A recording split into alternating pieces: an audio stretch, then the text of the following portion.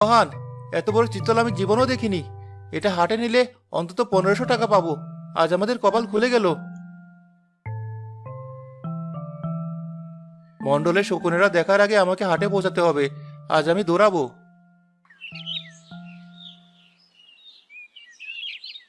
1500 টাকা, 500 টাকার ওষুধ, 400 টাকার জামা, বাকি টাকায় চাল ডাল তেল আর টুসির জন্য 1 প্যাকেট জিলাপি।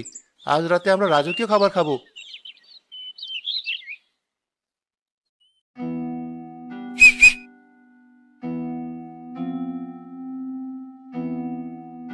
কিরে সবুজ, এত তড়িঘড়ি করে কোথায় যাস? আর কাঁধে ওটা কি? খুব তো ভারী মনে হচ্ছে। মন্ডল সাহেবের পাওনা না দিয়ে মাল পাচার করছিস?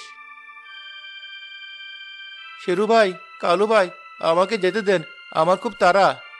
তারা তো থাকবেই। দেখি কি আছে এতে।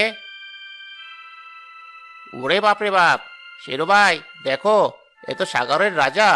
এত বড় চিতল! বাহ! মন্ডল সাহেব তো আজ খুব খুশি হয়ে যাবেন।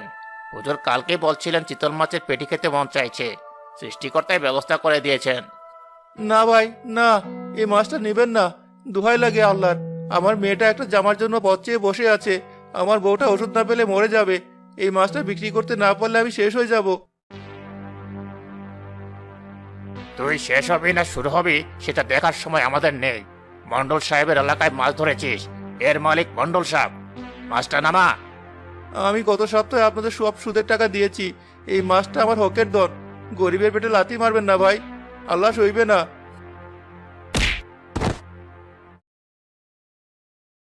আল্লাহর ভয় দেখাস? এই গ্রামে মন্ডলের কথার উপর আল্লাহ ছাড়া আর কেউ কথা বলার সাহস পায় না। আর তুই তো মশা মাছি। মাছ দিবি নাকি হাড় ভাঙবো? আমাকে মেরে ফেললো, মাছ দেবো না। এটা আমার মেয়ের লাল জামা, এটা আমার বউয়ের জীবন। ওরে, জেদ কত! কালো, লাঠিটা দে তো। আজ এর পিঠের চামড়া তুলে নেব। আহ আহ আহ মাগো, মেরে ফেললো। আহ দে মাছটা, ছাড় বলছি। সবুজ ব্যথায় কুকড়ে যায় কিন্তু মাছ ছাড়ে না। শেরু আর কালু তাকে পশুর মতো পেটাতে থাকে। থামো!